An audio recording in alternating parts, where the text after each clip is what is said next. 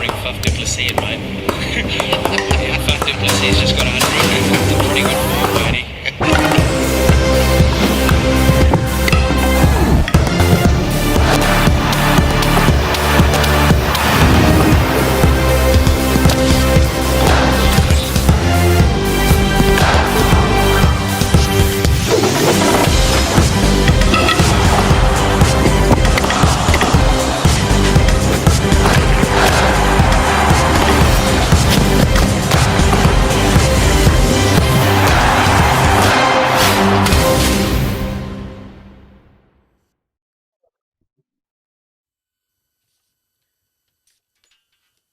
It's a bit like the split round in the AFL. We just don't really know what's going on, do we? Week on, week off, we play a game, we don't play for a couple of weeks. Who knows what the hell's going on here? It's a bit like being paid millions of dollars to be a part-time cricketer and play whenever the hell you feel like it and pick to play and not to play. That the Aussie cricketers I was talking about. Oh, Jesus, did I just say that? Welcome to the Pavilion, everyone. The Peel Cricket Show, which is proudly supported by our fantastic partners in Retravision, ESA Sport and Everlast Sports Drinks. Now, surely most of you have seen the weather forecast coming up for next week. What have I been banging on about over and over and over again?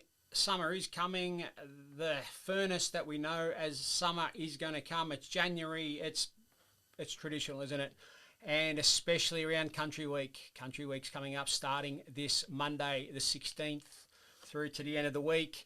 One of the highlights of the country cricket season, no doubt, and for some, one of the big highlights of the year. It becomes a tradition, it becomes a holiday, it becomes, it's Blokes Week. Let's just call it that. It's Blokes Christmas and all of that in between. But anyway, this should be all over your cricket bag. Not over it, inside it, in the esky, next to the beers, all that sort of stuff. But please load up, look after yourselves next week. But anyway, we'll go a bit more about Country Week a little bit further on. But with Country Week, I mean, the deeds of last year are obviously going to make a big target on your back. A grade are the defending champions, and they'll be doing everything they can to get to the whacker again and play in the final and defend that title that was won very, very spectacularly last year.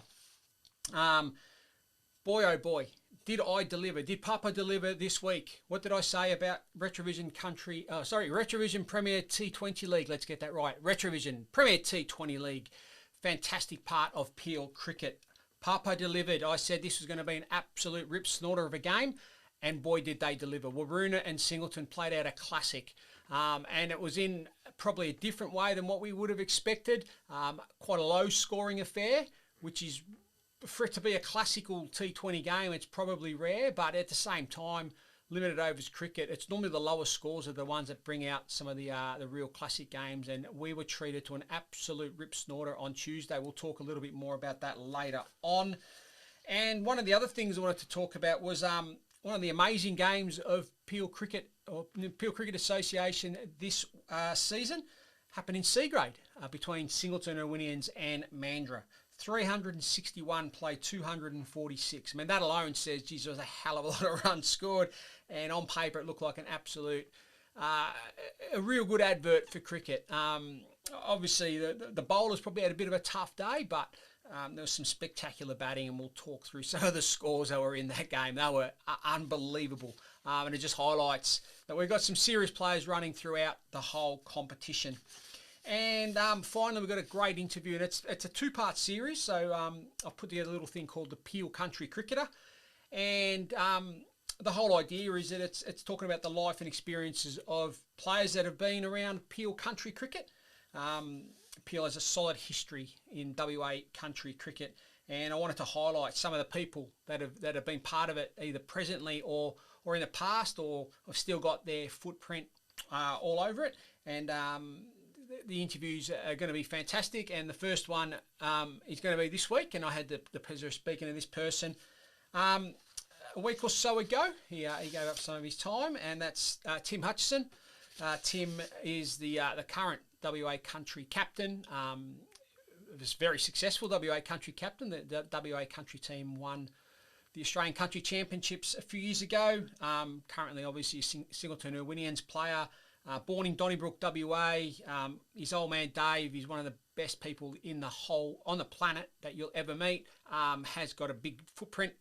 Well, he's got big foot, but big footprint in country cricket himself.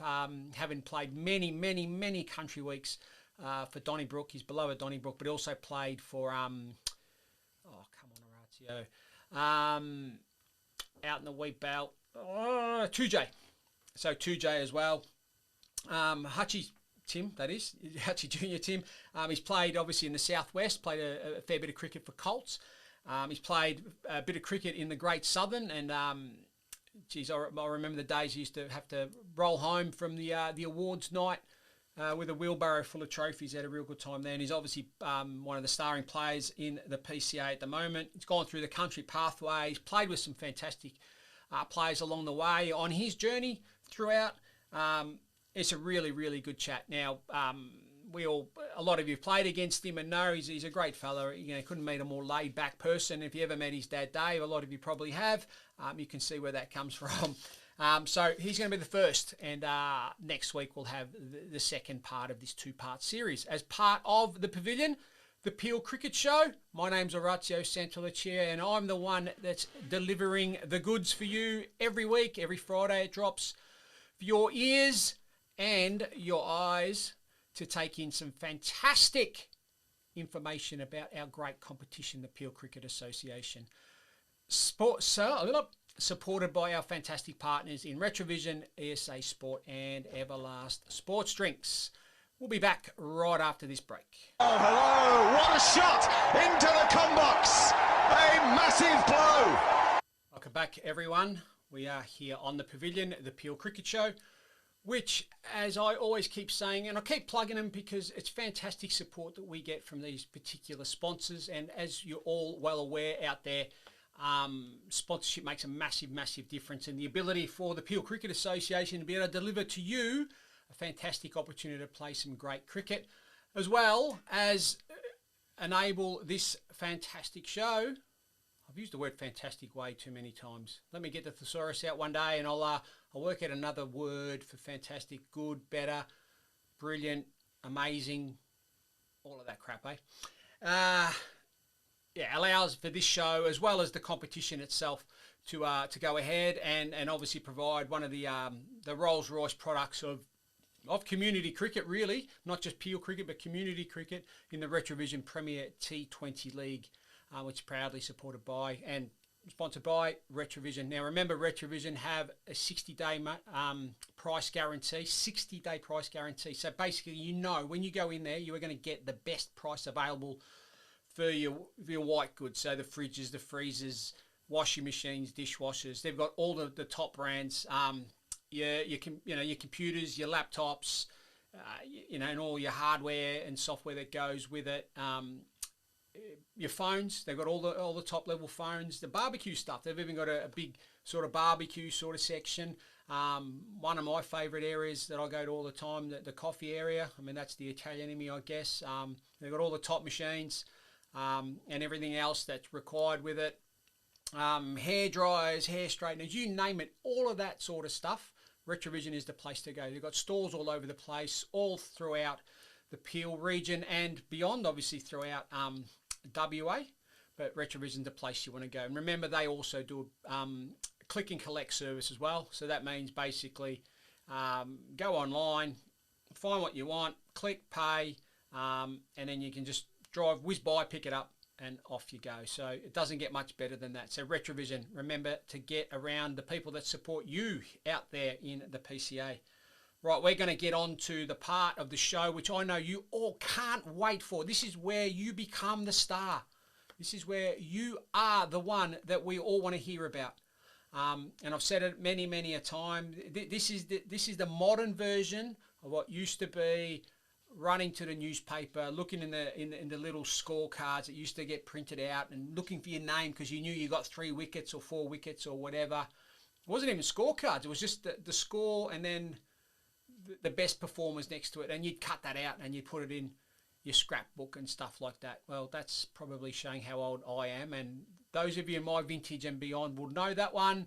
I guess you youngsters probably don't even know what the hell I'm talking about. You don't even know that there's newspapers that exist. Anyway, here we go. A-grade results, round 12.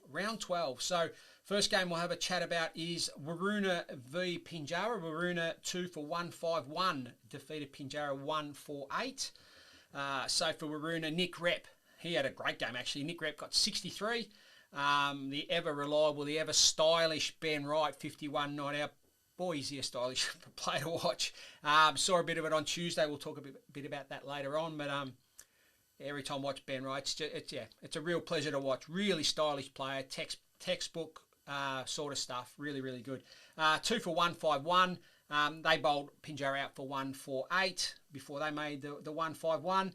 In that, Nick Rep led the bowling, 4 for 21, and Jace Pullman got 44 for Pinjara. So 8-wicket win there for Waroona, and that's another game that they finished off early. So they've obviously got lots of weddings or baptisms or whatever to go to, because just about every week they're finishing up very, very early. They're done and dusted, showered up by about 4 o'clock. They're out of there. Whew. So well done to Waroona there, maintaining their top spot on the table and just doing it easy at the moment. So good stuff there. Next game, Hall's Head versus White Knights Baldovis. White Knights all out for 1-1-2. So very, very low score there, unfortunately. And Hall's Head chased that down, 5 down, with skipper Joshy Rudge, 37 top scoring there. So that 5-wicket win there for Hall's Head, and a low scoring affair, and that was at Peelwood. So it's the same wicket they played on Tuesday. Had a little bit more grass in it, I guess. Look, I'm not sure. I could probably go through the frog box vision and sort of work it out, but I don't think the wicket would have been that bad. Look, sometimes you just have a bad day, and White Knights probably didn't have the greatest day. Wickets were shared amongst all the Hall's Head bowlers there, so, you know, 2 fors here, 2 fors there, and all that sort of stuff. So well done to Hall's Head there. They're continuing on their merry way as well. Didn't have to, I guess, flex the batting muscle there when you're chasing 112, but obviously 5-wicket winners there, so well done to them there. Next game, which I thought was going to be the match of the round in A grade, and yeah, probably didn't work out that way, but hey, I don't get them all right. Singleton 5 for 208. 5 for 208 defeated Mandurah 136 all out. So Singleton batting first, 5 for 208. Nathan Anderson held the innings together, got a very patient 80 not out, and Nathan had a big role in the T20 game on the other night, which we'll talk about a little bit later on as well. And little Tim Hutch, another little cheeky not out, 35 not out. Likes building up those not outs, does Timmy. Working well for the batting average there. Yeah, he doesn't play that way. So 5 for 208. Mandurah all out 136. Justin Solly, top scorer there for Mandurah with 32. Wickets spread a lot amongst all the bowlers. There was some tight economical bowling in particular, but yeah. So 72 run win there for Singleton. So the top 3 sides really sort of flexing the muscles there and sort of pressing up and pressing on. And it's important to do that if you want to really sort of set yourself up for that second half of the season and to get through to the finals, because at the end of the day, it's easy to drop off. It's easy to think, oh, well, we've got a week off after this week and all that sort of stuff. And you've got to really keep the momentum up, so it's quite important. So the top 3 sides, like I said, to flex the muscle and sort of stayed where they are. Next game, Warnbro versus Secret Harbour. So Warnbro batted first, 5 for 187, and you can probably guess who was amongst the top run scorers in this one. Yep, Dane Ugle, the champion there. Another 76 runs. He just keeps rolling him out. He's the Rolls Royce, isn't he? Fantastic player is Dane Ugle, and joined by Kieran Ugle Jr., who got 54 as well. So Kieran started like a house on fire early and just sort of settled down a little bit, but good to get another 50 on the board there. And I'd hate to imagine how many times the Ugle boys have been top scorers and how many times they've scored 50s or 100s and all that sort of stuff. I know when I used to sort of look across and see some of the Peel cricket scores over the years, and forever see, Ugle. So well done to the boys. 5 for 187, and Secret Harbour got 153 in reply. So they had a decent crack there. Hilton Hardman top scored for Secret Harbour with 35. Aidan Benson 4 for 39. So recent recent A-grade player. So he's progressed up to A-grade. So 4 for 39, well done. And Kyle Ashbolt got 4 for 18. 4 for 18. So 34-run win there by Warnbro, who just keep nipping away there and keep doing their bit to stay in touch with the top sides. And as I mentioned last week, I think the top 6, you could throw a blanket over it, and whoever gets enough wins to get into the finals, anyone who gets in, I think, is a huge show. I don't really necessarily say that there's an out-and-out favourite. Some of the top sides are obviously getting some good results on the board, no doubt. But as we well know, finals cricket's completely different kettle of fish, and finals pressure does weird things to a lot of people. You've only got to look at scores. No matter what grade of cricket, where it is, finals bring out some of the weirdest cricket you've ever seen in your life. I can just I'll just mention a personal one here. There was one year, this is a long time ago, grand final, we'd rock and roll the other mob for 120, give or take, something around that sort of mark, and 140 I think it was, and we were 2 for 120 in reply, and then we were bowled out for about 130. So I don't know what happened. We just, I was already out by that stage, so I did my bit opening and whatever, but yeah, it was one of the weirdest games ever. So that and that's happened many a time. Like, you've only just got to look through. Well, hey, last year's A-grade grand final went down to the last over or whatever it was. So all sorts of weird things happen. So yeah, all you got to do is get to the finals. So well done to Warnbro there. Next game, big one here. I thought bit of a turn up for the books, and that's not having a go at anyone. It's just that we know that South Mandurah are very, very tough to beat at their new home ground. Well, it's not their new home ground, but they're playing A-grade games there for the first time. So Shoalwater batted first, 7 for 188 out there on the hybrid. Corey West, 53 not out. And then they bowled South Mandurah out for 89. Well, they're 89. Matty Skelton with 4 for 21. So a big 99-run win there for Shoalwater. That's a huge one, and I reckon that's a bit of a turnover there, because South Mandurah are one of the top sides in the comp, and have looked nearly unbeatable at home. But that's a big win there by Shoalwater. So well done to the Shoalwater boys. They're just starting to get a few results on the board themselves, and you never know. So that wraps up A-grade cricket, where like I said, we saw the top 3 sides in particular really flex the muscle and sort of say, hey, we are some of the top teams here, and they proved that by doing it on the pitch. Let's move on to B-grade action here. First game we'll talk about here is Pinjara V Hillman. On paper, you'd probably be going Hillman would win this one easily. Hillman top of the table, Pinjara more down the bottom. Funny old game, cricket. Pinjara 6 for 126. Pardon me, 6 for 126 with Nathan Spargo getting 51 there. They defeated Hillman 124 all out by 4 wickets. Now, Brodie Reeve, he had a moment to savour. Pardon me again. Brodie Reeve, moment to savour. This is one he can talk to his grandkids about. They can talk to their grandkids about. This could go down in folklore down Pinjara way. Brodie Reeve, he took the wicket of Pommersbach, Luke Pommersbach, former Australian T20 international, played IPL, he's played Big Bash, he's played Shield cricket, been there, done that. Got him out for 15, and that's a big wicket, because he's been on fire recently, and you don't play that sort of cricket if you can't play. We know he can play, and has been tearing apart some of the attacks of late. Got him out for 15, so that's a big one. So Brodie Reeve, well done. That's one you can you can retire now. You're done, mate. Not going to get any better than that. Well done. Pinjara ran out 4 wicket winners there. So well done to Pinjara, and then that helps morale around the place, I dare say, because look, wins are fantastic, aren't they? Next game, White Knights Baldivis v Hall's Head.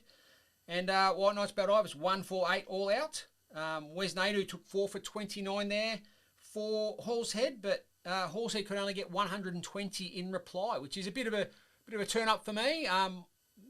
The batting depth throughout the club is immense with Hallshead, and their numbers will tell you that. But as you'll probably see throughout the round this week, they just didn't work. So anyway, Hallshead all out 120. Alex Dillon got 49 there, and Matt Jordan continued his bowling form, which has been very, very strong. He got 4 for 24. So he's probably the leading bowler in B grade as we speak. 28-run winners there were the Knighters there, so well done to them. Singleton, it's funny how, a couple of weeks ago where they were struggling for numbers because there was someone that decided to get married during the season. And anyway, I shouldn't have a go at him because Brad's going to, he's getting me some stuff. So, Anyway. Singleton 1 for 108, defeated Mandurah all out 104. The veteran Andy Peck over 60, not out in that score of 108. And Mandurah bowled out for 104. So 9 wicket winners there were Singleton. So well done to them. Warnborough 9 for 147, defeated Secret Harbour all out 146 by the solitary wicket. So close game there. Travis Gordon got 56 for Warnborough there, so well done. So a good close one there. That must have been a tight one. Must have been one where, a few nerves there. The old scorebooks would have been checked about 3 or 4 times to make sure they're right and all that sort of stuff. So well done to Warnborough there. And North Baldivis, they continued their winning ways, 7 for 188. Rob Furzer got 65 and Stephen Burgess 61. And Amila Premarantha got 5 for 43 for Shoalwater. So well done, Amila. And Shoalwater could only get 142 in reply. Paul Gravett continued his run scoring prowess though. 42 he got there, but wasn't enough. And North Baldivis got the win by 46 runs. So that puts them top of the table, chased by Hillman and the rest. So that's going to be a tight run ladder there. And I reckon there's about 4 or 5 clubs there that could easily take home the Macintosh Cup in B grade there this season. We've still got a long, long way to go. So well done everyone there. C grade. This is where the action was this week, boys and girls. C grade. So first of all, we'll go North Baldivis. This is a bit like the Brownlow Medal when you know who the winner is and you just want to get through the scores or the votes. Yeah, blah blah blah blah blah. Yep, they're done. And the winner is Anyway, so this was match of the round. Not this one, but C grade. Stay with me, trust me. Anyway, North Baldivis 6 for 149, defeated White Knights Baldivis all out 148. Grant Pilling got 45 for the Knighters, and Punyajit got 4 for 26 for North Baldivis there. So, 4 wicket winners there were North Baldivis there in the C grade game. South Mandurah 4 for 126. Craig Curtis got 66, so well done to Craig. Defeated Shoalwater 1-2-3 all out. So 6 wicket win there for South Mandurah. Well done. Now this is the game. Now the scores may probably don't do it justice. But at the same time, you've just got to look into it and say, geez, there's some serious runs scored in this game. And look, I'm probably a bit more bowler friendly than batter friendly, but I do like a game where there's a lot of runs scored. I don't think anyone doesn't. Maybe the bowlers don't, I guess. Anyway, Singleton, 7 for 361. 7 for 361. That's off 45 overs, boys and girls. Adam Jones, if you don't mind, 161 not out off 104 balls, 11 fours, 13 sixes. Didn't want to run much. And funny enough, I had a bit of a crack at him on Tuesday because he got the call up to play for Singleton in the T20 game against Waroona, which we'll talk about a little bit later on, which was an absolute stonker. And he was so stiff and so sore. And I just thought, mate, how much running did you do? You got what, 70 odd, 100, about 120 of your 160 in boundaries. So there's not much running there. But no, awesome. And I don't know who it is that was texting throughout the game on Tuesday from Singleton, but thank you very much. And I got a little bit from Bestie as well. out at Shoalwater as well. Any of that sort of stuff, seriously, if you're listening and I'm talking and I'm saying stuff and you reckon it's wrong, or you've got some stats that are going to back up what's happening or whatever, please send them through, because this was gold. I was getting stat after stat after stat. It was fantastic. So anyway, C-grade record for the club, which you probably expect it would be. Yeah, C-grade record for the club. So well done there to Adam Jones. 161 not out off 104. That is huge. Glenn Gower got 81 off 53. So a lot of people in a hurry. And that included 12 fours and 2 sixes. So fantastic there. And in reply, Mandra got 7 for 246. So they've had a fair income crack here. You made 246 and you lost the game. Now, that just doesn't happen. Now, maybe I've got it wrong. Please send in your messages, send in your stuff and let me know. But, man, 246 in reply and lose by 115 runs. That's a serious game of cricket, I reckon. Kieran Fletcher, by the way. Sorry. Kieran Fletcher, 104 not out off 76 rocks, if you don't mind. 12 fours and 5 sixes. And Johnny Case got 5 for 38 for Singleton there in Mandra's 7 for 246. So that was clearly the game of the round for me. People could see it another way, and I wasn't there. And I don't know how the bowling was. Was it just one of those days or what or whatever? But hey, man, what a game. So well done to everyone involved there. D grade. So we move on to D grade action. Hall's Head, 3 for 165. Adam Gray got 59 out of the 3 for 165, and that was enough to defeat Waroona all out 59. Brad Malinga, 4 for 7. 4 for 7, and 7 wicket winners there were Hall's Head. I believe Waroona might have been a little bit short. So, look, they still put the game on, so well done to the Waroona boys to get out there and play. Look, these things happen, and I guess for the greater good of the game, they fulfilled their requirement to play, so well done for doing that. And I know, and I'm starting to learn a lot more about this. Look, clubs are very wary of how it is, and the region we're in, where we've got a lot of FIFO workers and all that sort of stuff. So, look, this sort of stuff happens, and look, you play your game, you get it done, and that's that. And there's no hoo-ha, no one's jumping up and whatever. So, look, well done everyone involved there.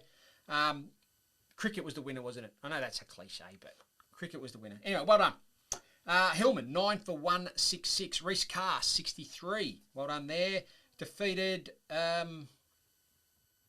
boy. Here's my typing, guys and girls. Sorry, this was done late last night, so I'll get the score up in a minute. Just give me 2 seconds. D grade. Hillman played Warnborough. I don't know why I didn't get Warnborough in there. Anyway, Warnborough 9 for 153. So Hillman 9 for 166 with Reece Carr getting 63. Defeated Warnborough 9 for 153. 13 run win there for Hillman. So close game there. So well done there, everyone involved. White Knights Baldivis 7 for 185. Jason Yulden got 64 of them. They defeated Pinjara 6 for 128.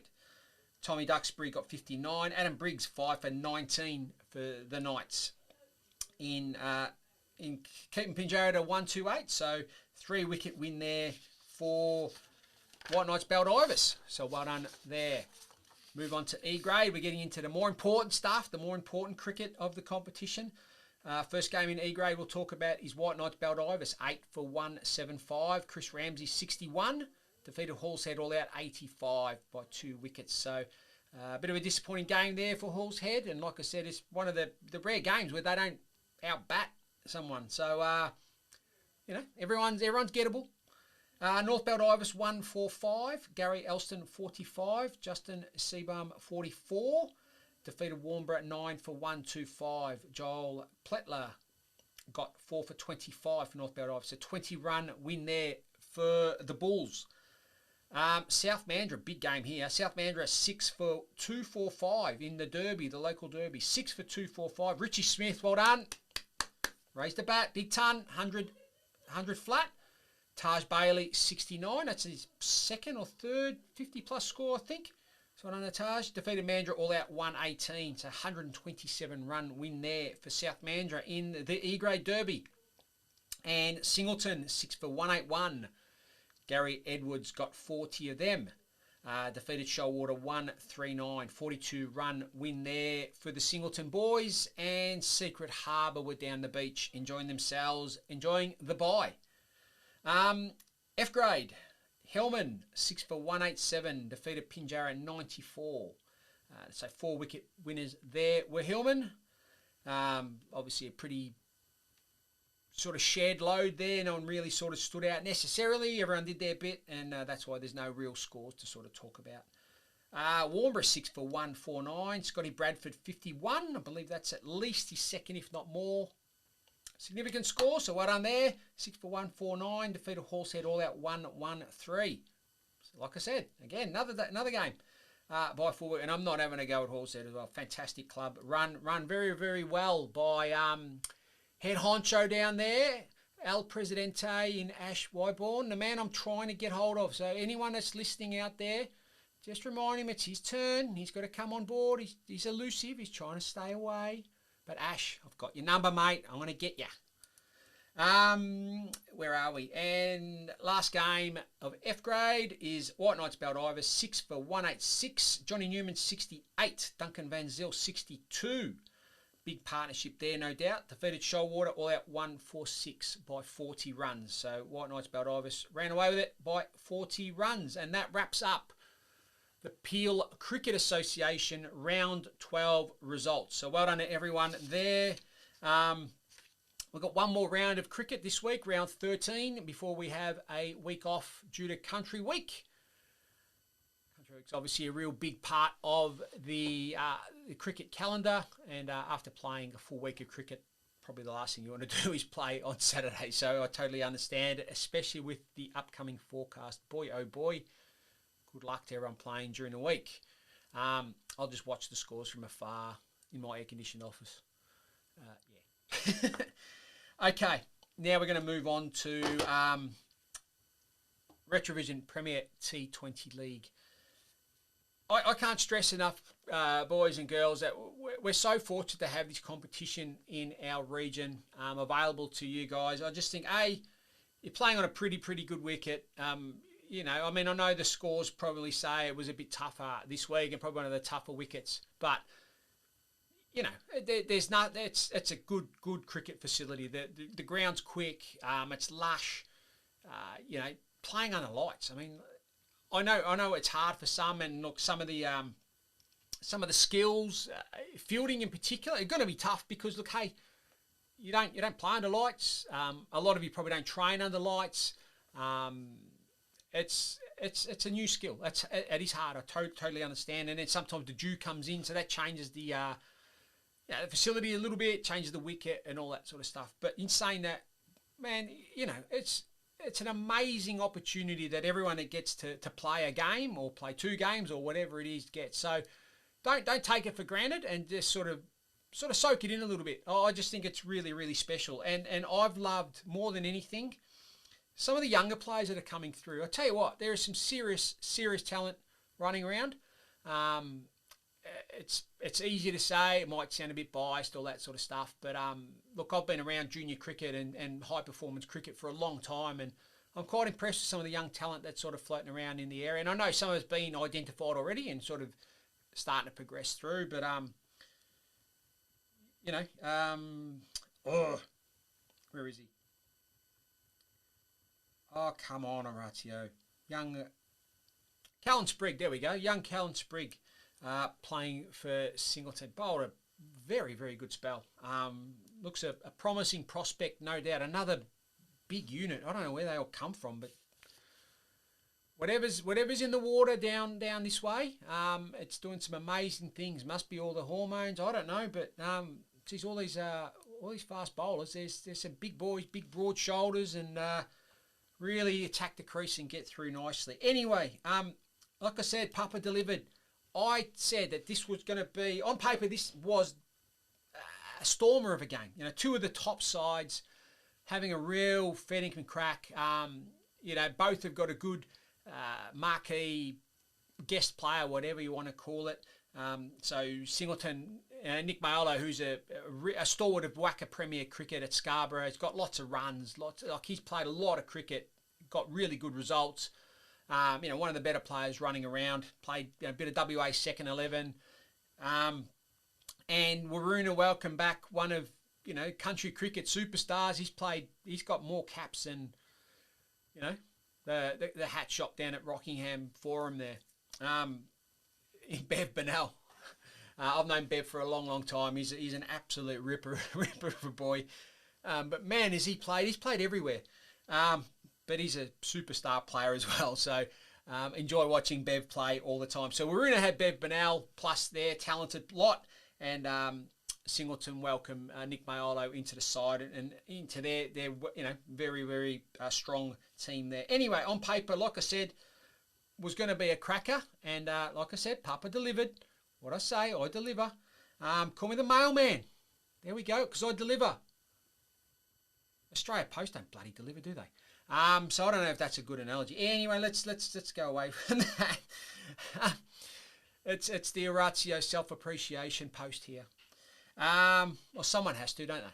Anyway, let's get back to the game. The game. That's what we're here to talk about. Retravision Premier T20 League. Waroona versus Singleton. And was it a stormer? Batting first. Waroona won the toss, won the bat flip. I'm not sure what they did. But Waroona batted first anyway. They chose to bat first. 5 for 108 they got, and they really struggled to sort of get there. Started off quite nicely. Benny Wright doing what Benny Wright does, is goes out there and plays some beautiful shots. He played one early, just picked it up and, just check drove it straight for 6. And you're just thinking, man, yeah, makes the game look really, really easy. Could watch Benny Wright bat all the time. Really, really stylish player. And Daniel Baker came in and really sort of held the innings together, really got 33, nuggety sort of player. And he did a really good job to get him up to 5 for 108, which was 30 short. There's and I'm sure Weruna walked off the wicket, and they must have been thinking the same. We've left 20 or 30 short here, no doubt. Jay Boyd come on at the end, so really brave by Singleton, but with his leggies, 2 for 16 at the end. And like I said, pick of the bowlers, young Callan Sprigg, 1 for 13 off his 4 overs, bowled with good pace, accuracy, didn't let off at all. Really, really impressive. So well done to young Callan. And look, all the bowlers did quite well. 5 for 108. That's not just one person doing that. But I thought it was brave of Singleton to have the spinner come on at the end, and it sort of set the tone for what was going to happen later on.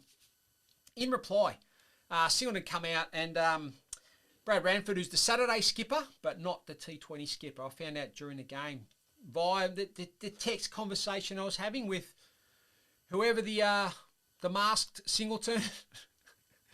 I don't know whether he was masked.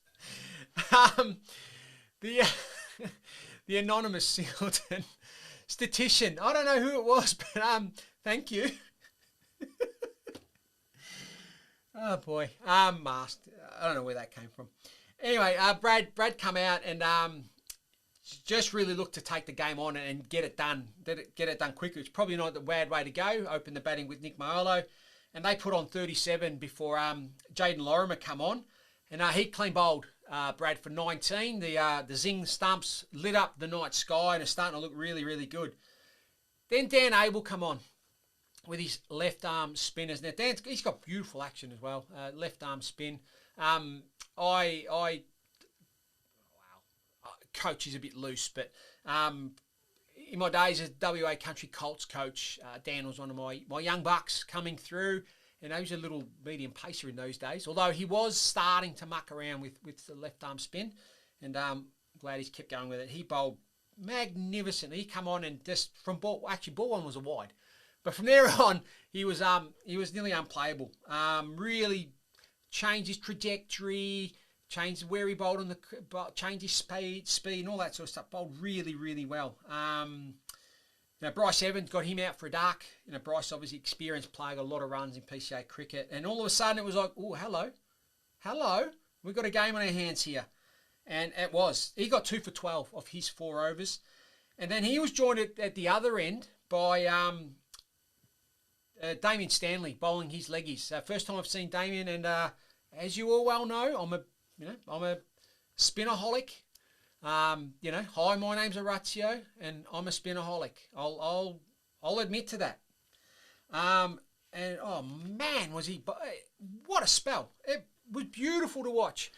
He come on his first ball really, really slow, really tossed it up really, really slow, and then he just changed his pace, flattened it out a little bit. Turned the game around. Both Dan and Damien absolutely turned the game on its head. Great control, but he was getting a wicket every over he bowled. But, and this is where it's a suck of a game. It really is. He had a couple of catches dropped off his bowling, and they were probably the difference. And he bowled 2 balls. His last 2 balls went for 10. And the game changed on its head at that point. And it's just like, oh, no. Because he got 4 for 25, I'm pretty sure. And he had 4 for 15 with 2 balls to go in his 4 over spell. He mesmerised. It was amazing to watch. But yeah, a couple of drop catches, which were, if you're going to be brutally honest, extremely catchable, and then we had the run out that wasn't the run out. So Jaden Lorimer, who come on to replace Damien Stanley, come back on, and Jaden bowled really well too, by the way, so well bowled, Jaden. Return from the outfield, run out chance, yep, given out until it was realised that he didn't have the ball, and yeah, too many mistakes were made, unfortunately, and the Singleton players were they were gone. Like, they were gone. But what on Nathan Anderson as well. So I mentioned earlier, he 80 not out and held the Singleton innings together on Saturday. And he did it again here on Tuesday, held the innings together. He got undefeated on 26, he was at the end. And he was joined at the end by Josh Senior. And man, did he look sore. He was so sore. He's hobbling. He was using the bat as a crutch pretty much. And very Ben Stokes-esque. Every time he moved, he was like, you could see the wince and the pain and all that sort of stuff. And that's a fair rap to be fair. Ben Stokes, fair player. But they did it. They got over the line, and it was literally last ball. Second last ball, they were tied. Turned to Terry McNeil, who's doing a fantastic job on the books, scoring and doing the My Cricket and all that sort of stuff. He's called super over, and I thought, mate, we're not. I don't know if we got overtime. We get paid enough for this or what? But yeah, last ball they got the win. So both sides were basically that they were unwilling to roll over and say die, and they weren't going to give up the victory. So it was a fantastic game of cricket. The game went up and down, up and down, up and down. Both teams won it and lost it. And then won. Well, both teams won it and then lost it. And then one team literally grabbed a victory from the jaws of defeat somehow. I don't know how it was done in the end, but look, well done to Singleton for getting through. They've obviously got a bit of a history of winning the close games. And again, it sounds like a cliche, but it is. You just, somehow you continue that. You know how to do it. And it becomes a bit of a habit. Whenever you get into those tight situations, you sort of, because you've done it a couple of times before, you just think, well, hey, we can do this again. So, look, well done to both games for putting on an absolute cracker of a game, for turning up on Tuesday and playing it the way they played. And I love the intensity every club's bringing to the T20. Like I said, I think it's a fantastic competition. We're so lucky to have this, and thank you, Retravision, for setting this up and setting up this competition. It's only going to get bigger and better, trust me. So next week we've got a week off. No Retravision Premier T20 League due to Country Week, but we'll be back the week after on the 25th with White Knights Baldivis versus Shoalwater Bay, which should be a cracker of a game. And that wraps up our cricket wrap for round 12 and the Retravision Premier T20 League. My name's Orazio Santuliccia, and you are listening to The Pavilion, the Peel Cricket Show, which is here every Friday, drops at 11 o'clock on the dot, bang, and you'll get it for your ears, for your eyes on YouTube, the the Pavilion Appeal Cricket channel, which is where you get to watch the Retravision Premier T20 League live and exclusive most Tuesdays. 6:30 start. Ball by ball coverage, live and exclusive on the Pavilion Appeal Cricket channel. You're listening to the Pavilion Appeal Cricket Show, which is supported by Retravision, ESA Sport and Everlast Sports Drinks. We'll be back right after this.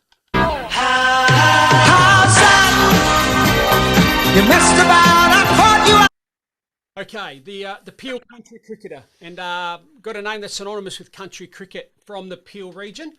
Current Singleton Irwinians player in Tim Hutchison. Welcome to the podcast, Tim.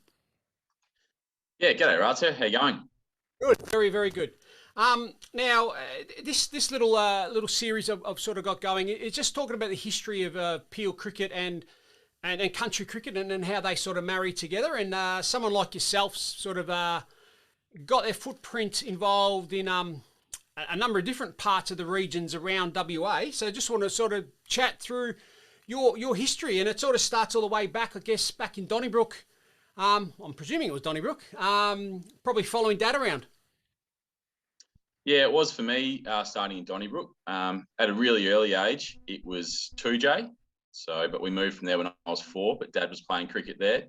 But yeah, my first sort of memories of being involved with cricket and around cricket grounds is down at Donnybrook at Egan Park and just watching Dad play every Saturday and, yeah, sort of chasing around balls and everything else that goes with watching your old man play cricket when you're a young fella. And, lovely country cricket ground that is Egan Park. I mean, now it's got a lovely picket fence and a nice pavilion and all that sort of stuff. I guess back when you were a young boy, the ground wouldn't have looked anything like it does now, I wouldn't have thought. No, it was pretty ordinary, actually. There was just a set of steel steps under a couple of trees. But, yeah, Dad, along with a couple of other really good cricket people in Donnybrook, fundraised a lot of money. They were able to build the pavilion, then able to do the picket fence around the oval, and then sort of continued along a lot of little projects, putting on some good change rooms. And for a small cricket club, yeah, it's as nice a place to play cricket as you'd ever get, I think. Oh, that's but cool. In terms of growing up in Donnybrook, I think I've only played there once or twice ever. So. That's a weird old journey. So where did you play your cricket? I mean, you started in the southwest, I'm presuming. Yeah, so there was no cricketers really in my age group at school in Donnybrook, so I went in and began playing at Colts. So that was my junior club, and just so fortunate the people that we had at Colts at the time. As a junior, I had Rob McGill as our coach, who was also running junior cricket in Bunbury at the time. And Rob was ex-Country 11, ex-Bunbury star, and just a really good fella. And the boys that were in our team, out of the 12 players, I'd say there's 8 or 9 still playing cricket, and probably 5 or 6 have all played either Country 11 or first grade cricket in Perth. Mm-hmm. And yeah, that was definitely down to Rob teaching us great basics, but just making sure we really enjoyed it and we had a good time together too. Yep. So Colts Cricket, they play in the Bunbury District Cricket Association, play on the well, I guess it's got a bit of notoriety, the rec ground out there. So a nice breezy ground there most days. Depending on how the wind's blowing on the day, you sort of learn how to play the ground. Like you can go with the wind and hit it in the air, and the wind sort of takes it off and all that sort of stuff. So you were very fortunate to play with a really good group of young cricketers, and some of them, like you said, have gone on to play, WA Country 11 and things like that. But 1 or 2 might have even gone on even further. Yeah, yep. So, like I mentioned, a few played Country 11, and probably the best cricketer that we had at the time was Sam Whiteman. So he was 1 year younger than me, but obviously good enough to be playing in the age group that I was. And yeah, we were lucky, played with him through under 13s right up to under 17s, which included many Bunbury Carnival, Peel Carnivals, Junior Country Week, senior cricket. We were sort of plying away in the A grade as young fellas. I think I was batting at 10, he was batting at 11. But it was really good fun. He was, a great person and a really good cricketer to have represent the country now. And yeah, he's done exceptionally well for himself especially over the last couple of years, opening the batting now for WA. Yeah, definitely. And he's got a bit of a history with the The Country 11. There was a country tournament, the Australian Country Champs held in Bunbury one particular year, and he's still a young man himself. And you could probably take a little bit of the story from there on. You'd probably remember that. I wasn't in WA yet, so you'd know that story a bit better than me. Yeah, so WA Country 11 at the National Championships is allowed 2 players that are still living in the country, that even if they're playing cricket in the Metropolitan. And it's just down to WA's population size being a lot smaller in the country than places like New South Wales and Queensland. You can really draw on those big regional centres. Yep. So, Sam was one of the players that year. I think, he was still probably only 18 or so, but a really good player for Rockingham Mandurah. And, it was quite an amazing carnival that they had. They ended up hitting a 6 off the last ball in a 2-day game to win the national championships, which was unheard of. So, yep, he's played 1 carnival and he's 1 from 1. So, good effort. That's fantastic.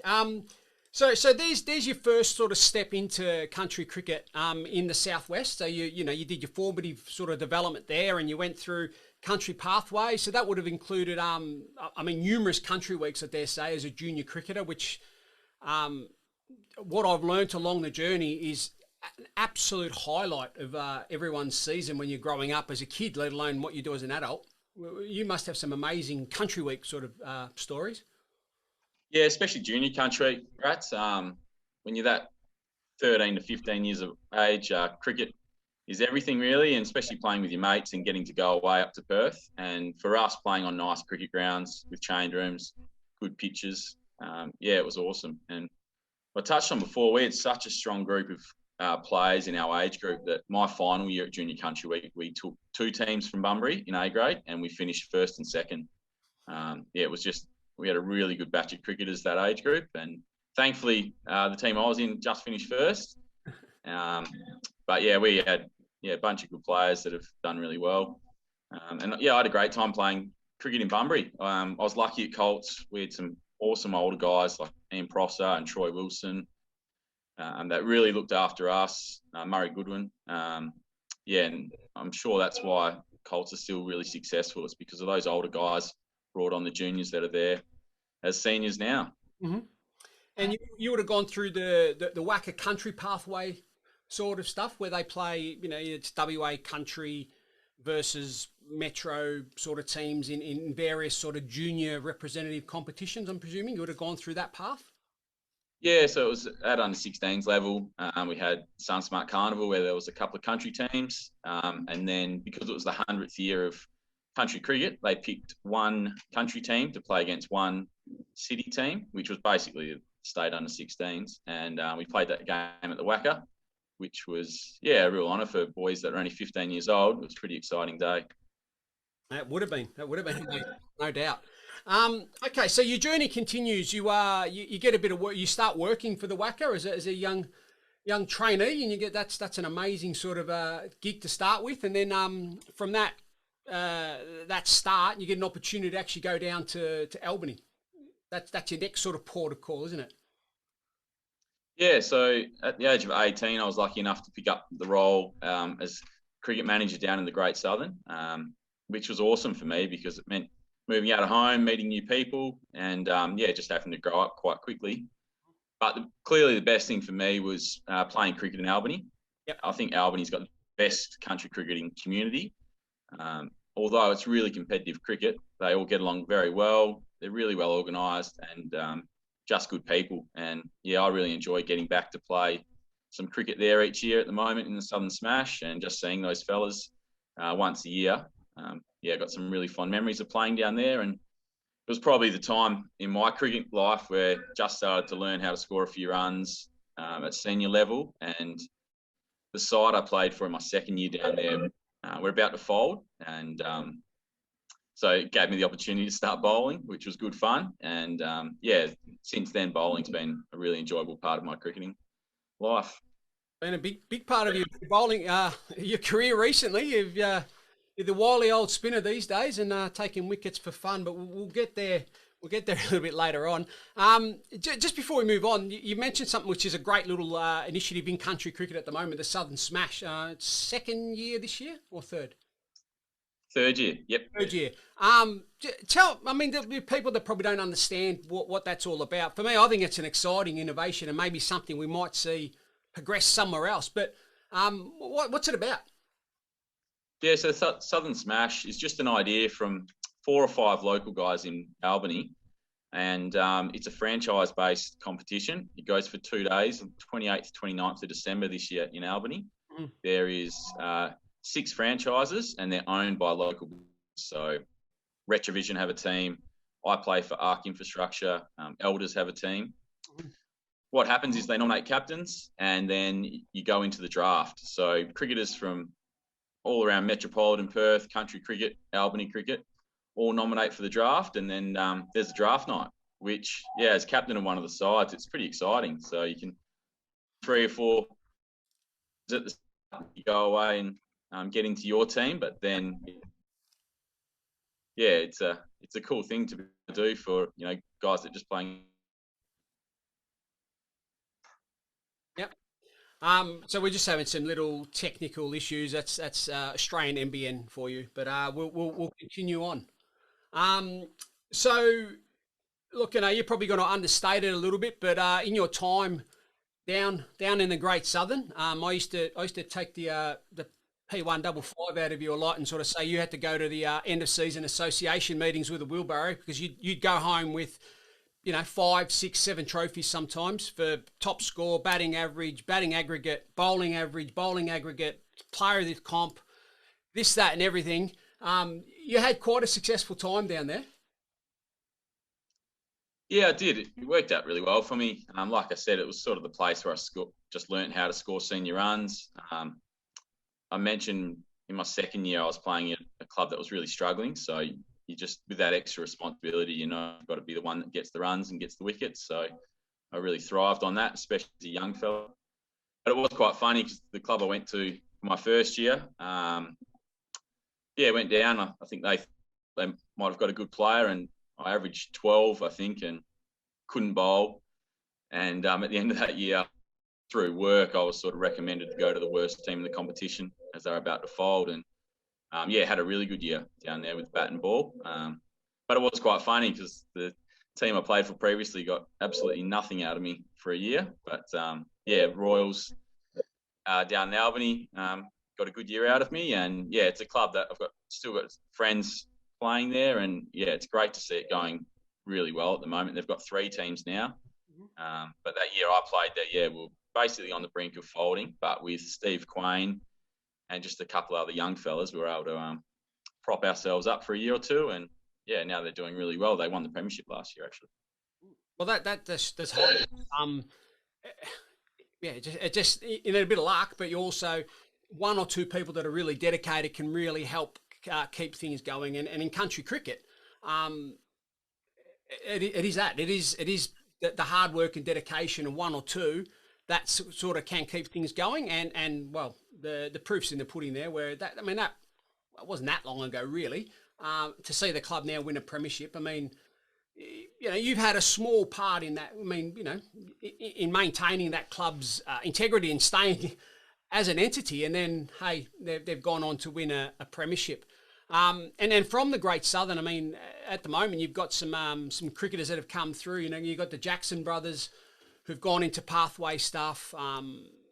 You know, Bryce is playing under 19s, I think, for WA, or even higher than that. And, you know, there's the Credelli boys who've sort of done well. And then there's some other players just from that region alone. And that's sort of about, not your age, but you would have been playing against those guys and sort of coming through? Yeah, absolutely, mate. Even now in our country 11 team, they always put up a lot of really good players that end up going in our touring team. None better than the 2 Credelli boys.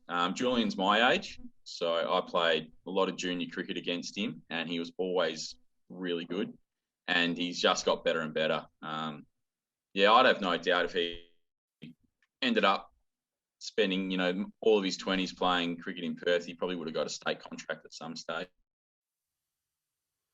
Yep. Bowler, and he's a bloody good bowler.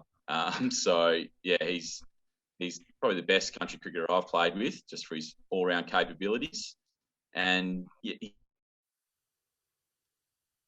Nathan was a pretty ordinary cricketer. He thought he bowled quick, but he didn't, and he couldn't bat.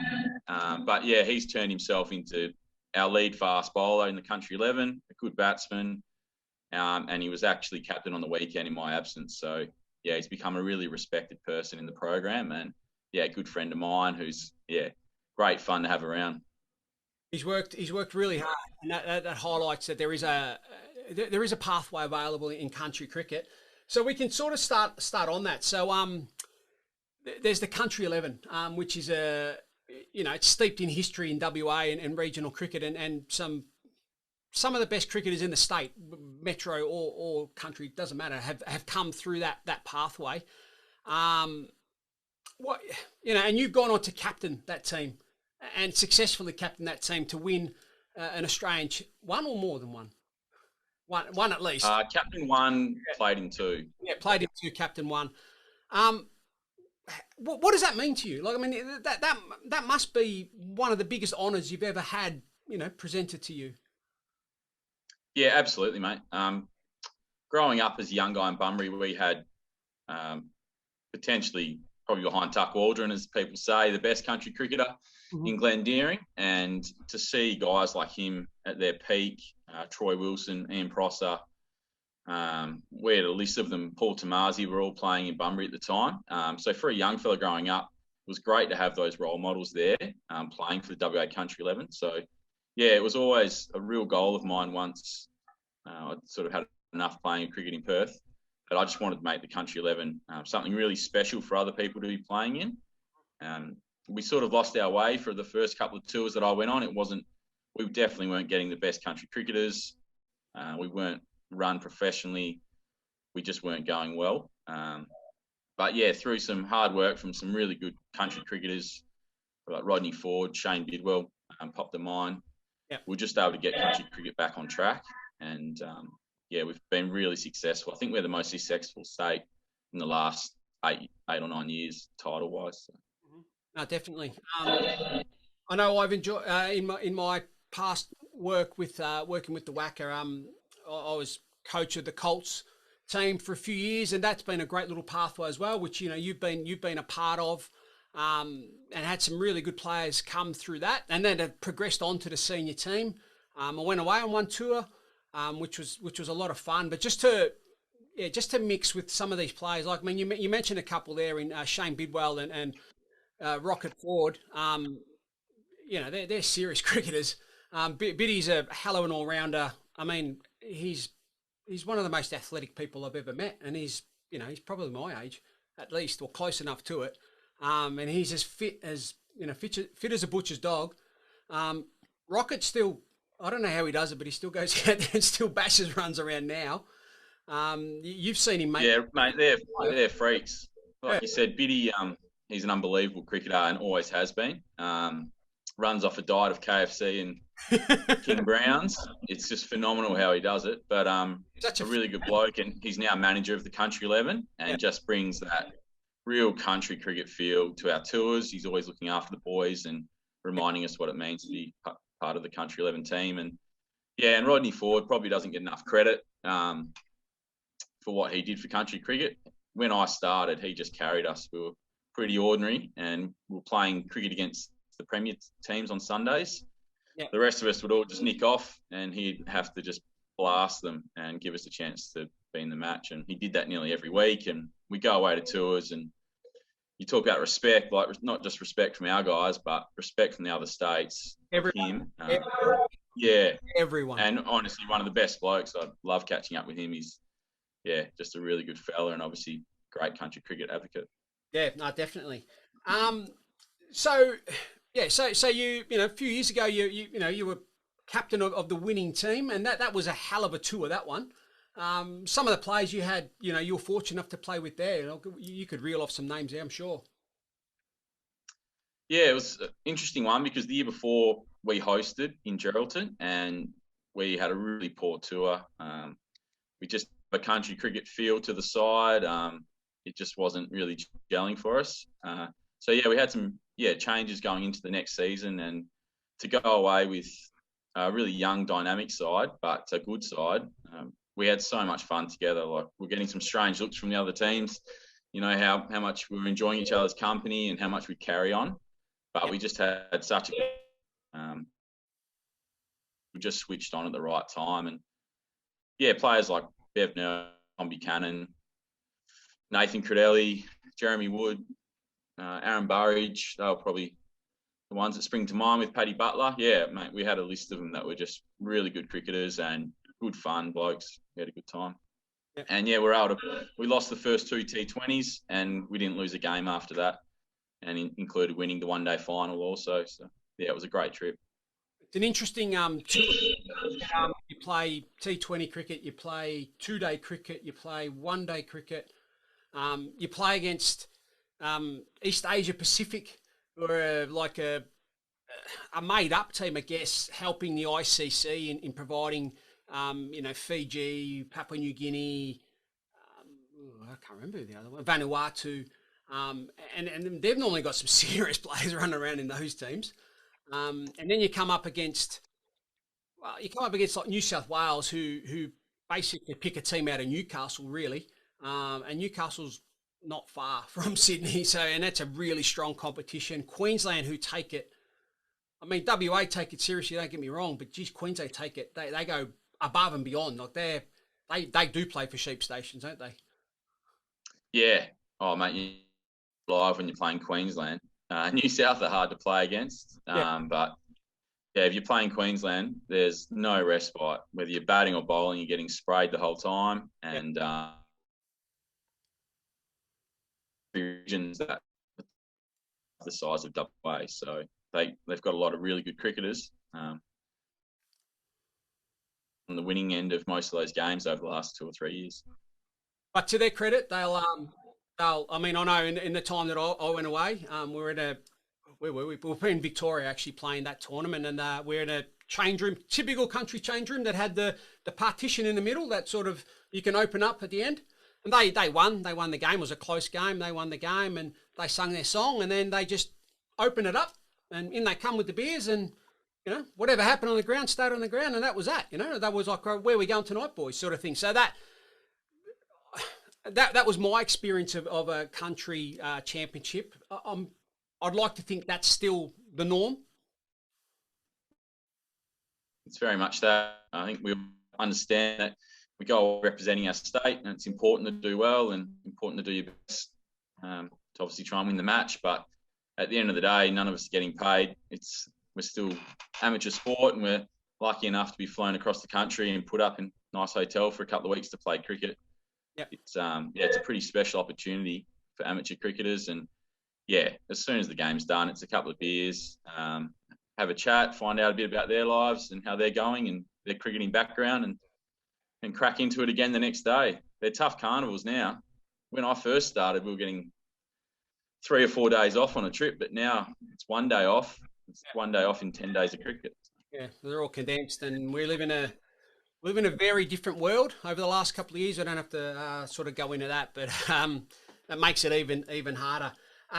So then we continue your journey, and you're now playing for Singleton Irwinians. You're playing for Peel. You represent Peel, and what's country cricket like now? Because you're still playing, for the country setup in the various competitions all the way through, but you're also representing Peel in the various country cups and etc. So it's still got a big part in your life, hasn't it? Yeah, moving to Mandra's been a special place for us. Myself and my wife sort of thought we'd be there for 6 months and we'd sort of move back to Perth or move somewhere else just to, further our lives. But Singleton have been amazing to me. I got there and, within about 6 months, we decided that's the place we want to be. And, 4 years later, we've bought a house and raising a family in Mandurah. And, it's purely on the fact that some really good people at the club were fantastic to us when we arrived, especially, their partners too. Mm-hmm. And, that's why, we've been a successful club over the last 4 or 5 years, because there's good blokes that just come for nothing. We have a good time together. And, everyone gets along really well. So, it's been a really fortunate place for me to be playing club cricket. And, yeah, and then playing for Peel in the Country Cup has been, an honour too. Whenever I was playing for Albany or Bunbury, they were always a tough team to play against, highly talented. So to be on the other side of the fence, it's nice. And I haven't played Country Week yet, just due to the Country 11 trips. Buttering up for 3 weeks of cricket isn't really my go. But yeah, looking forward to playing a couple of games this January and representing Peel. Yep, that's awesome. So if we just go back a little bit, you probably had no choice in playing cricket because for those that don't know, Dave Hutchison, one of the best men of all time. I mean, he's still playing. I mean, I don't know how he does it, but he's still running around a little bit for Donnybrook, isn't he, Dad? Yeah, he is. He's probably playing more now than he was 4 or 5 years ago, and loving it more too, I reckon. He's been a great influence on my cricket. Obviously ignited that passion, and spent hours and hours throwing me balls and just chatting about the game. But yeah, probably the most important thing about what I've learnt cricket-wise from Dad is just the way to treat the game, treat other people, especially when you're going well, either individually or as a team. Just always got to show respect to everyone and, be thought of as a good person. And yeah, I'd like to think that, while I play the game really hard, sort of the values that Dad installed me about the game of cricket means that, I got enough respect from the rest of the teams that, you do the right thing when you're out there and, form some really good relationships off the field. So, yeah, no, I can see a lot of your dad in you. So that's a good thing. So it's rubbed off well. I mean, your dad's played, I don't know how many country weeks, but he's done a lot of country weeks himself and played. He's not going there just to make up the numbers. He goes to play. Like, he plays serious. Yeah, he went to, I think it was 30 in a row country weeks, and I managed to play one with him. I think he was about 52 or something, and he had an amazing week. We're in the B section, but he took 26 wickets and scored a few runs, and yeah, he's been a really good cricketer. I'm not sure how he sort of missed Country 11 stuff. They must have been pretty strong at the time, but yeah, he's played a lot of country cricket specifically in probably Northam and Donnybrook, but a little bit in Port Hedland too. But yeah, and scored a heap of runs, taken a heap of wickets, and yeah, been a gun cricketer. Yeah, well, he's got his name, and I know at 2J, there's there's the honour board in there, the change rooms there, and your dad's name's on there numerous times. Obviously at Donnybrook, and that club's gone through some changes along the way, playing in different competitions. It was the Donnybrook Blackwood competition for a while, and Donnybrook and Preston, and there's a whole history there. But your dad's got a big footprint there at that lovely ground at Egan Park. If you haven't gone there, anyone, like, seriously, I'll do the Molly Meldrum. Do yourself a favour and get down there, and you can even park your caravan on the ground, or not on the ground, just off the ground, in Caravan Park. But also to the point now where you've got it's the heart of the WA Country Masters, and that is a highlight. I know it for a fact. That is a highlight in a lot of guys, older guys now, country cricketers' year, that Easter sort of period where they all congregate down to Donnybrook, and again, your dad would have had a bit of a role in that as well, and it's a big part of the country cricket calendar now. Yeah, it's huge, right? So you're right. Dad was, I think, probably along with Rob Marshall and maybe a couple others, were the instigators of that competition. And Donnybrook have got some fantastic cricket volunteers, so they sort of put their hand up to be the hub of the competition. And yeah, it's gone from just being 8 to 10 sides to, I don't know, I think the Wacker run it now. It's so big, and there's 20 odd teams, and venues all throughout the southwest are getting used over that period. And yeah, it's an awesome chance for those people to stay in touch. And I know that you come across so many people in cricket that when you get to that age, it's a great way to catch up with everyone once a year. Oh, it's a big highlight. I know that. I know personally, I'm playing a few games in the old vets for Peel, and good, nice one. Come across some of the old players like Steve Golan and stuff like that, and that's all they talk about. Like, the game that you're playing on, they don't care. They're talking about Country Masters. That's all. That is the highlight of their year. So that's amazing, and that just highlights country cricket and what it is. It has got a special role. I was fortunate to work in country cricket for a while as the regional manager down in the southwest, and I got to understand it because I've been more of a city boy myself, but once you're immersed in it, you can't help but appreciate and understand the big role it's sort of got in WA anyway. And I dare say to be the same in the other states, but I know WA in particular. So what are your plans moving forward? I mean, again, country champs and all that sort of stuff, who knows what's going on with, with what's happening in the world, but that's still something you want to do? Yeah, absolutely, mate. So, yep, still captain of the Country 11 at the moment. We have our Premier T20 games where we 2 weeks ago we played Perth and Willerton. I missed the games on the weekend, but the boys played Scarborough and Joondalup, and they beat Joondalup quite convincingly, which was good. Yeah, like I said, we've got a stack of talent at the moment. Bev Vanel, the Credellis, Callum Howe, we've got heaps of them. So, yeah, we really want to get to another national championship as soon as possible. Currently scheduled for early April, but yeah, like you said, who knows? It's the world we live in. It's one of those things you worry about a month before the time to see how we're tracking. But yeah, it'd be a real shame for WA cricket if we missed out on 2 or 3 years of these championships, and with the team. A shame for blokes like myself who are probably coming to the end of all that sort of representative stuff. But yeah, I'd love to play another year or two in the Country 11. It's something that's too good to give up. Oh, definitely. It's an amazing honour, and like you said, and you've been fortunate enough to captain a winning team at a national tournament. I mean, it doesn't get much better than that.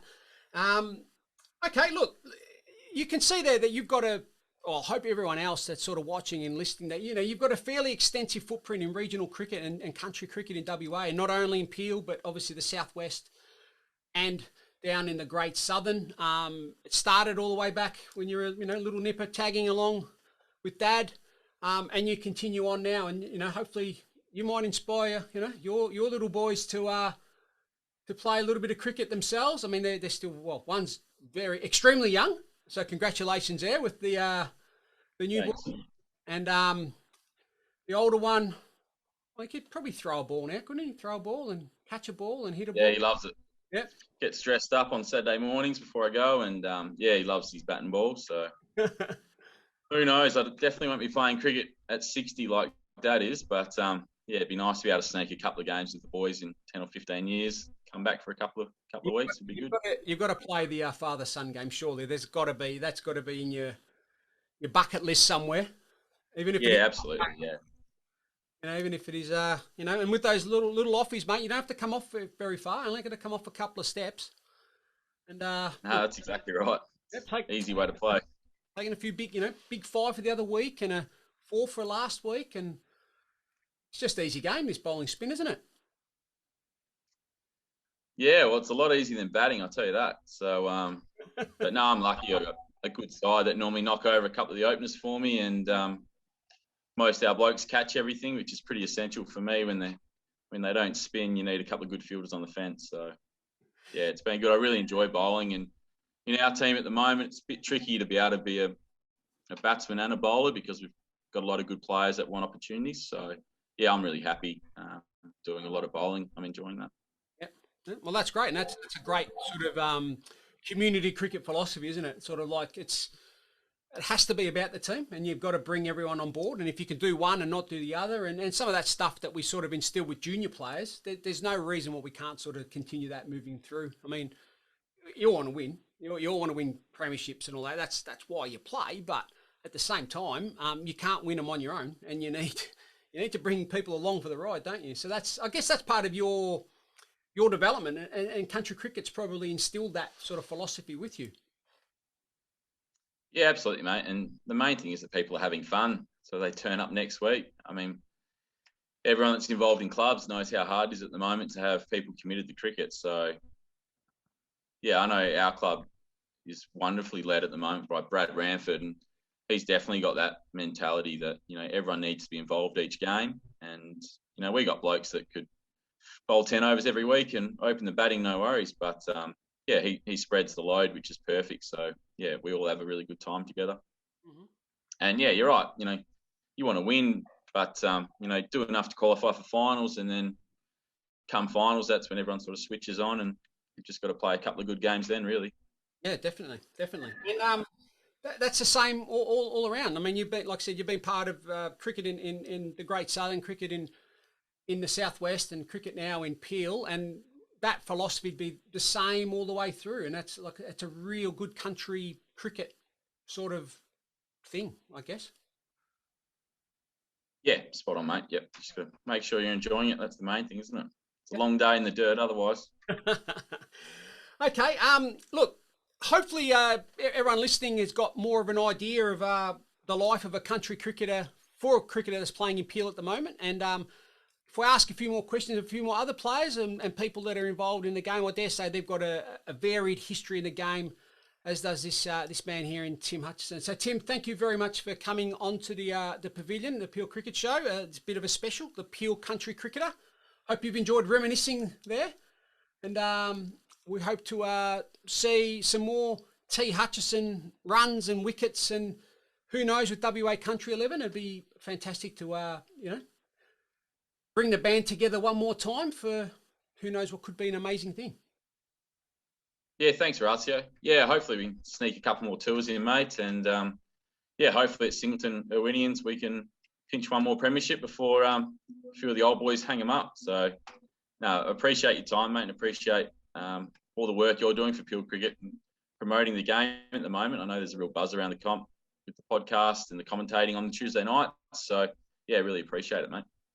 Thank you. And we get to see you hopefully in the first game back in 2022. Jesus. Retravision Premier T20 League. You guys are first up, I believe, versus Waroona. Could be a bit of a grudge match. Yeah, right. Yeah, nice. Oh, they're, in our competition, the best games to play against Waroona Hall's Head, because they're good cricketers, they're good blokes. Some of the other games in the competition, the spirit, the way the games are played and other things can be, just not as enjoyable. So to play against Waroona and Hall's Head and, the really good teams like that, they're the games you want to be involved in, and they're great fun. Okay, so Tim Hutchison, thank you very much for your time, and we'll see you around the traps. And so that has been the Peel Country Cricketer, a little special that I'm sort of putting together here on the Pavilion, the Peel Cricket Show, proudly supported by Retravision, Everlast and ESA Sport. Thanks for listening. Nice, Gary! Welcome back, everyone, to the wrap-up of the Pavilion, the Peel Cricket Show. That was a fantastic little interview there with one of the stars of Peel Cricket, no doubt, and WA Country Cricket in Tim Hutchison. Now, I know I take the piss out of him most weeks and have a bit of a crack. Look, I've known Tim for a fairly long time. We used to work together at the Wacker, and have known each other ever since. I've seen him develop as a cricketer, really. When he moved down to Albany to take up a role as a regional manager down there, as a very, very young man, to be fair, to take on that role. In real strong country cricket heartland, in that is the Great Southern and Albany in particular. Went down and played for a couple of clubs, as you heard in the interview, and quickly became he just turned overnight. Just really started taking the game on, and won batting aggregates and batting averages and Player of the Year and all sorts of stuff. And that just started the journey. And then he moved back up to the Southwest and played a few years back at Colts, where he started his journey, as he mentioned, and then he continued moving north, didn't he? And found his way to Singleton, and the rest. So look, that was a great little chat. And continuing on the country theme, Country Week starts this Monday. So the deeds to the farms are all starting to get taken out of the safes, aren't they? Because we're playing for sheep stations, baby. This is what Country Week's all about. And I know for a fact, I've seen it. I saw it in my time when I was in the Southwest, and I've seen it in my other roles within country cricket over my journey. It means a lot to a lot of people, and I don't think this year's going to be any different. Obviously, well, we know where we're living and the sort of world we're living in at the moment, and cricket's a good release, isn't it? So for some people, the ability to come down to Perth and get together with the boys and cut loose on the cricket field and off the cricket field and all that sort of stuff is a big thing. And to be able to hold well, any of the grades. I'm not going to be a gradeist. Any of the grades, if you're able to be the champione at the end of it, drinking the old lemonade out of the cup is one of the best things in the world, isn't it? And last year, obviously, the boys in A grade got to hold the big shield up, and it's just a flag, isn't it? I don't actually know whether it is a trophy or a cup. I'm not sure. So someone will be able to tell me. But end of the day, being the defending champion, what that's going to mean, there's going to be this massive target on the back. And hey, I know I'd like that. I know that. You can run away from it or you can embrace it. And I tell you what, I'd be embracing it, baby. And I hope that everyone playing is going to be embracing the challenge. That's going to be that expectation and all that sort of stuff of the defending champions. In my hot little hand here, I have the squad for A grade in particular. And obviously there's challenges that go with Country Week, work and family and all that sort of stuff. Injuries as well. There's going to be injuries, no doubt. But anyway, these are the 11 or 12 or so of the squad members that have put their hand up and have been selected in the A grade squad. So well done to everyone involved there. So taking the lead this year and skippering the side, I believe, is Halls Head's Josh Rudge. So well done there, mate. So congratulations there. Obviously played a little bit of cricket for Peel and being one of the starring players. So Josh Rudge, Brad Ranford, who's current captain of the Singleton Irwinians, well done there. Jake Wiley, Tom Bulkwill, Tim Hutchison, Jake Foley, Michael Holmes, Dan Abel, Mitch Brown, Steph Botha, Daniel Sutton Jr., Kane Standing, Ben Merrifield, Zach Moody, and Nathan Anderson. That is the squad that is going to be defending the A grade championship at Country Week this coming week, 16th to the 21st, I think it is. There's a rest day in between, and I think everyone will need it, seeing that the forecast is Scorchio, hot, hot, hot. So that's where this stuff's going to be vital. And it may sound a little bit funny, and I know I made a little bit of a joke of it, but guys, seriously, dehydration is a real thing. It's super crucial you stay hydrated. All of you that are playing, I can't stress enough. Hydration starts the night before, and just be careful with the amber liquid and all that sort of stuff. Keep your water intake up because it's going to make a huge difference. And this stuff really makes a difference as well because the electrolytes that you lose and all that sort of stuff. If I can pass on any tips, the more hydrated you can stay, the better you're going to perform. So, take that as you will. You're all adults. You can all sort of look after yourselves. But there's a bit of advice there from Papa Orazio. That sounds bad. I mean, there's guys that are going to be in this, maybe not the A grade squad, but some of the other squads are going to be a bit older than me. And I believe I have the B grade squad as well. So players are going to be playing in the B grade squad, and I hope I'm not out of turn here. So we have Andy Peckover. Spent a week away with him, a bit more than a week, I think, with the WA Country 11 a few years ago. Jamie Lee, Jason Pullman, Hilton Hardman, Jack Searle, Lee McGeary, James Skills, Al Presidente, Terry Arnold, Cooper Harbin, Stuart McLean, Brody Kitchen Fitz, and Kai Bartouche. I've got any other names there. We've got Maya Vanderwer, we've got Jagan Wiley. Who else we got running around there? Stephen Burgess, Burjo Burgess.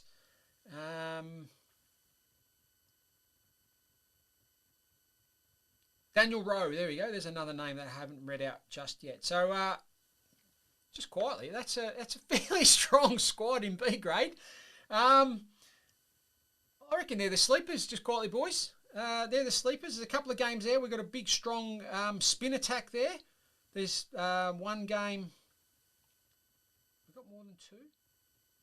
Well, most games have got at least two spinners in it, and I think when it's 45 degrees, spinners are going to be bowling a fair bit. So there's the 2 squads that I've got, and I guess the rest will be a little bit flexible as they go throughout the week. So good luck to everyone in Country Week this week, and also good luck to everyone this coming week in round 13 of the Peel Cricket Association.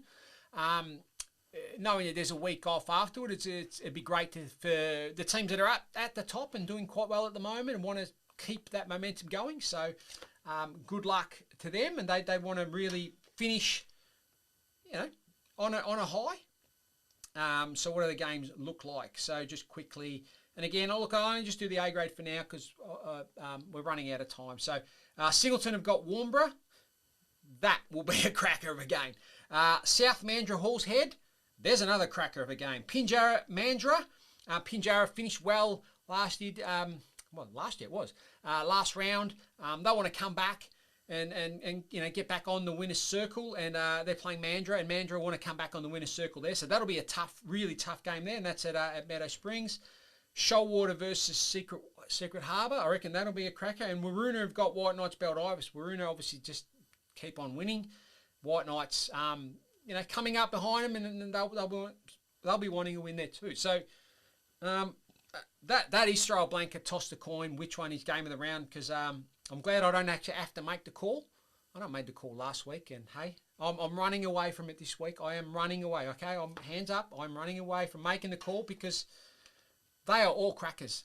They are all absolute crackers. And we have Waroona on top with 55 points, Hall's Head with 53, Singleton on 52. And then you got South Mandurah on 45, Mandurah on 43, Warnborough on 43. So like I said, the top 6 are all in it. And it's all going to be very, very tight there. So good luck to everyone that's getting out there on the weekend. Stay safe, stay fit. May the ball hit the middle of the bat. May your bowling hit the top of off stump, and may every catch hit the sweet spot in your hands. And we'll be back next week, same time, same bat channel here on the Pavilion, the Peel Cricket Show. We'll see you then.